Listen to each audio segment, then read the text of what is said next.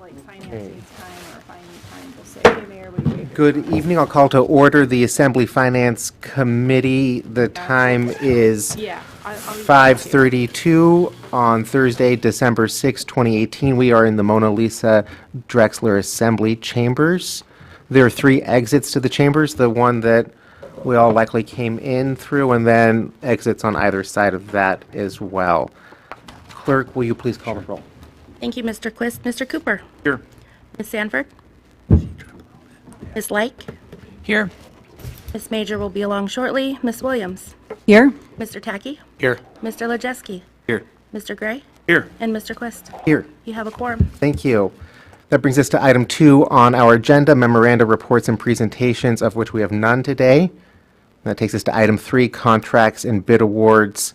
3A, IFB award, IFB number 19038, MSA G1 self-contained breathing apparatus and associated equipment. Approval of the Lot 1 bid as submitted by Arctic Fire and Safety in the amount of $323,781.71. It's on page 3 of our agenda. Mayor Ward, do you have a staff report? Yes, we have Ms. Ganley and Mr. Paulson for the report today. Good evening, Assembly members, Mayor Ward, staff. The Department of Emergency Operations recommends the Assembly approve the Lot 1 bid as submitted by Arctic Fire and Safety in the amount of $323,781.71.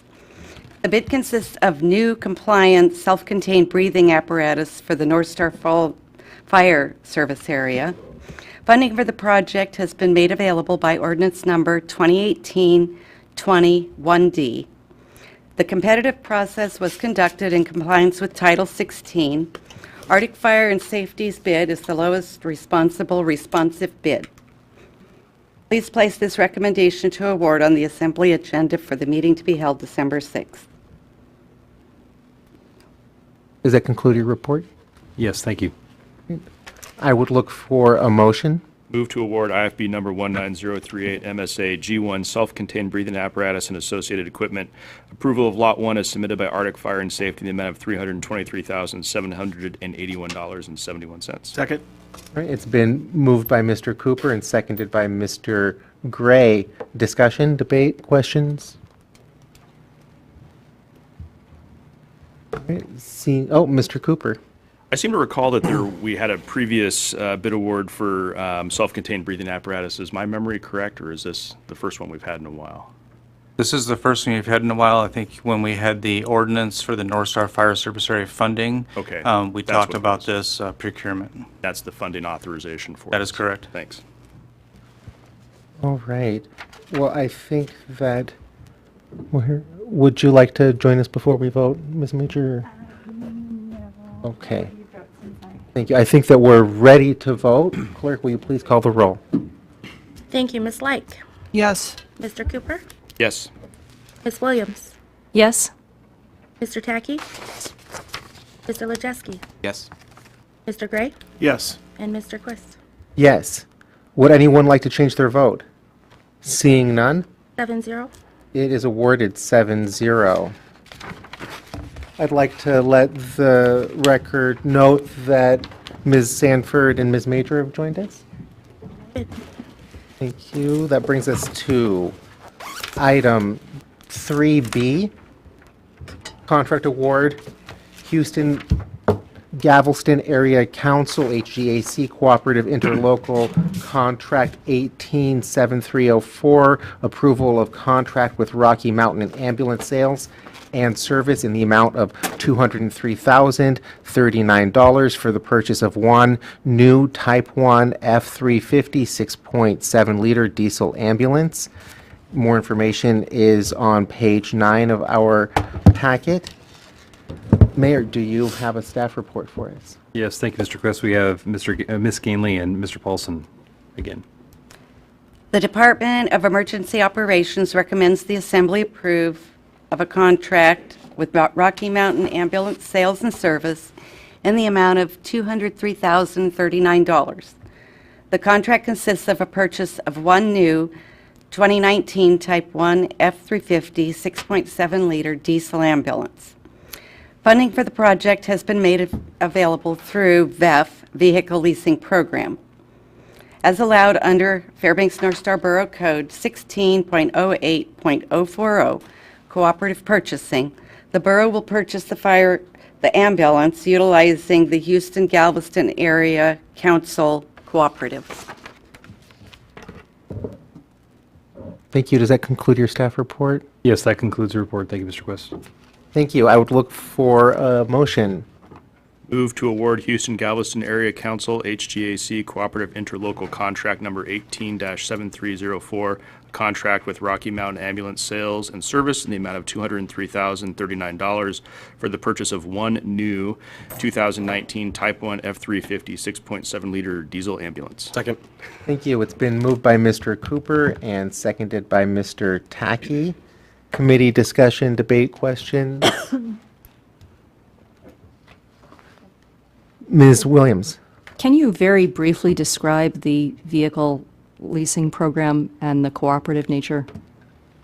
So the cooperative nature on this particular program through HGAC is a national cooperative where there are multiple respondents to an IFB or an IFB for these similar types of equipment.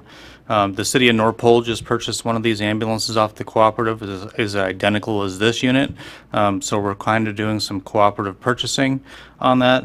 The VEF program is set up on a lease payment cycle, so we pay about 10 years on average to replace the ambulance fleet at this particular time. This vehicle is replacing a 2008, which is outside of its service life and is becoming more intensive in maintenance than we would like to have, and we'd like to replace this. Its build-out time is 6 to 7 months for delivery, so we're expecting delivery sometime in late spring or early summer. Thank you. Any other? Mayor Ward. Yes, we have additional information from Mr. Williams. Yeah, just some a point of clarity on the financing options for the ambulance. So we're shifting our focus to purchasing vehicles outright because the VEF is funded, so we can avoid the expense cost and the transactional cost.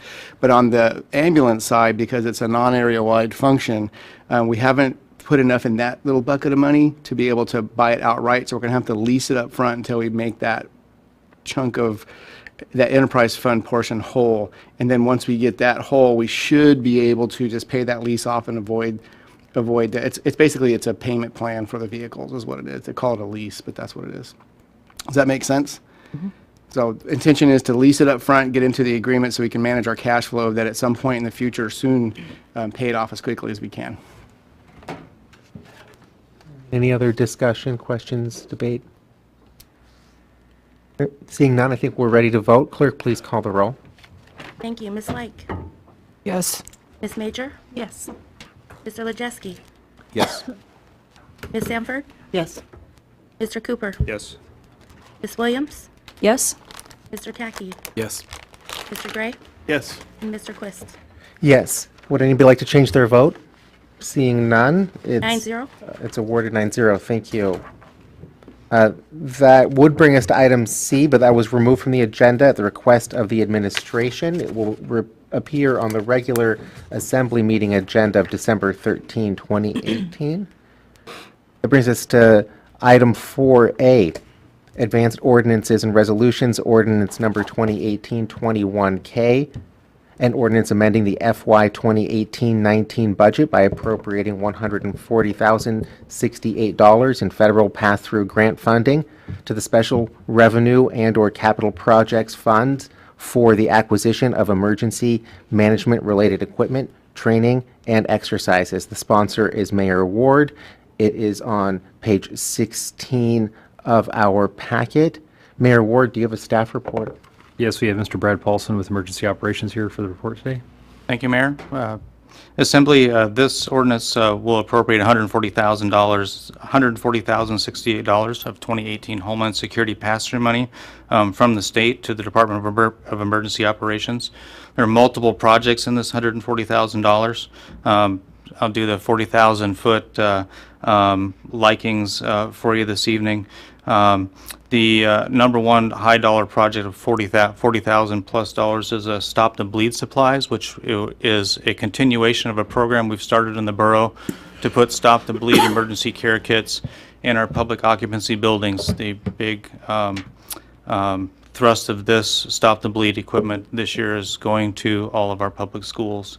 We will be putting kits in this building, in this particular chamber here, libraries, pools, Carlson Center, our other large occupancies that are high target, enriched atmospheres for domestic terrorist, active shooter type of things, so that the public that's in these buildings has the opportunity to save lives. This also comes with training mannequins. We're putting it into the training program to hopefully train some of the staff and some of the public on how to use this equipment. These kits come with 8 personalized kits that have tourniquets, Stop the Bleed gauze, and emergency evacuation, basically carpets or materials to drag people to safe areas to get them to shelter and provide emergency care to them prior to professional emergency responders showing up. We're also looking at doing an area-wide active shooters full-scale exercise, which is going to incur some costs for that to be developed by an outside agency and some overtime costs by local agencies to participate in the training leading up to the exercise and other associated costs. This also rolls in a cost for volunteers in policing or Citizen Corps training and support for these exercises, the equipment they need to purchase, and supervision of the program and other associated expenses such as workman's comp coverage for their volunteers and those types of things as they help us prepare for these types of incidents.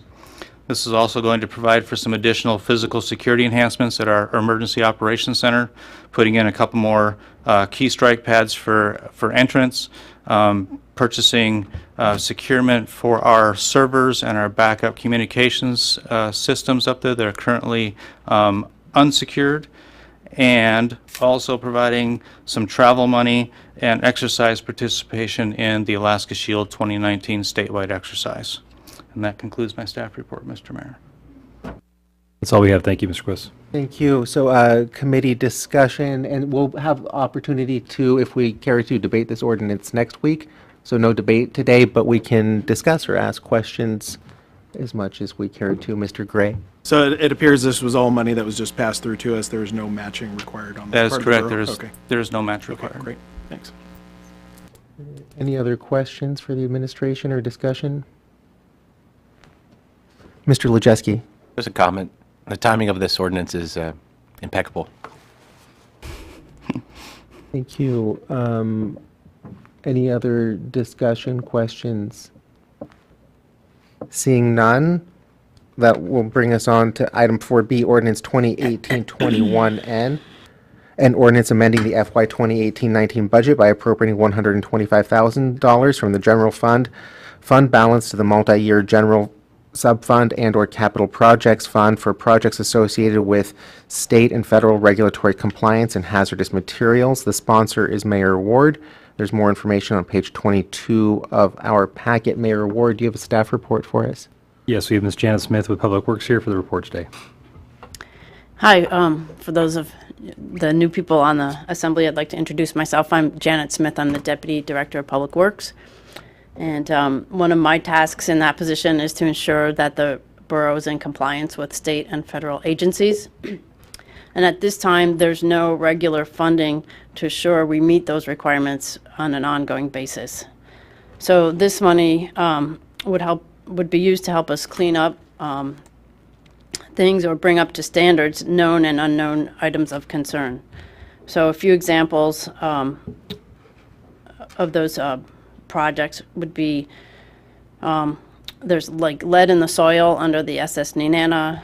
We have a lot of aged heating oil tanks. We have unused wells that require decommissioning, and we have hazardous materials in buildings. So this ordinance is to fund work through the end of this fiscal year, and then in the future, we would put money in the multi-year and capital project section of the budget. And that concludes my report. That's all we have at this time, unless there's questions. Thank you. Okay, so no debate, but questions, discussion. Ms. Major? Do you have a list or like in priority order of the projects that you would want done, and how does this 125,000 even kind of, where does it get you on the list, or of the work that needs to be done? How far does it get you? So there's not a priority list developed at this time, but it's hopefully it's a funding, in the future in the budget. It's for ongoing projects, not yeah. So there's just a lot of things. Some we know, some we don't know. We're still researching some of it to make that priority list. Mayor Ward, do you have on this point? Yeah, so the idea behind this funding is to help assess those things. So we know that we have issues out there with wells that maybe need to be regulated but aren't regulated. There are areas that we know that we potentially could have contamination. So the idea behind this funding is to kind of get an assessment of what we have. If we have funding available after that, is to be able to start to address these things. But this is something that, as we look to the future, we want to make sure that we've got a handle on, and it's something that we haven't, I guess, historically done to the degree that's been necessary. So primarily we're talking about state compliance. Mr. Williams? Right, so compliance as a program for the borough hasn't really been anything we've been doing a good job at. So we're shifting that focus now, and this is like the first steps of doing that. So talking to Dan Sloan over this ordinance when he proposed it a while back during the Castle administration when the idea floated, it was like, okay, we know about these things right now, but what we don't know is what we don't know. But we think we can do this work that we do know about before we have to do the next year's budget. Hope that makes sense. Yep. Okay. Thank you. Ms. Williams? So the wells and tanks and things that you're discussing are on borough property? This is not wells and tanks in other people's property? Is Yeah, that they're right? borough-owned. Do you have, I mean, I know that you said that this is for investigation, but do you have any idea of the scope, the order of magnitude of what you're looking at?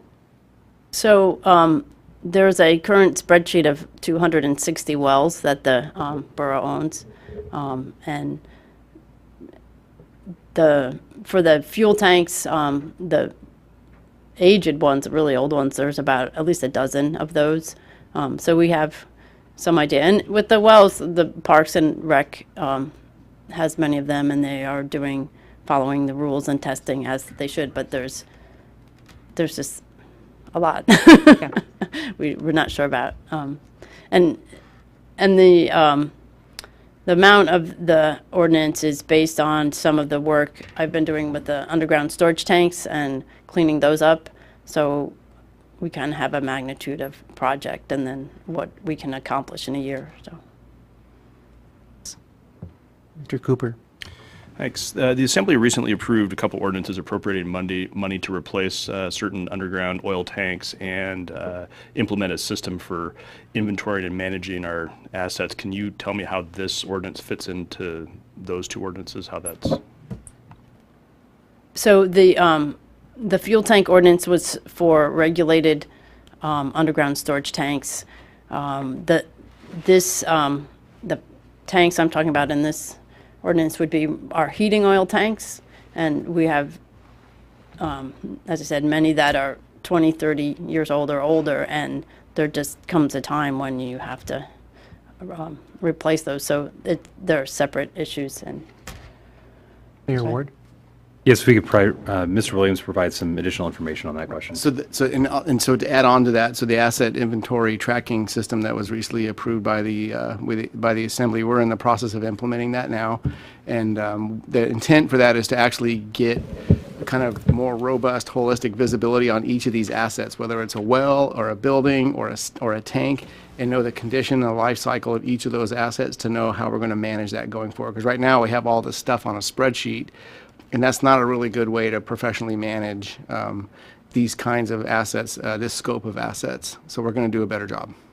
Thanks. Any other discussion or questions?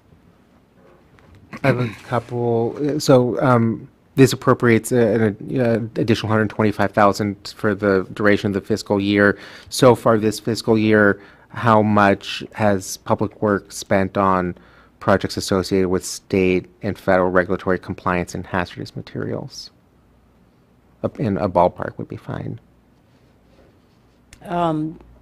This fiscal year, I would say $50,000 to $100,000, And then, so, and get a better figure if you want. sure, I mean, and then, so, would you estimate that going forward then that's about what we need to be spending annually is somewhere on in the ballpark of like $250,000 or 200,000 a year on this kind of work?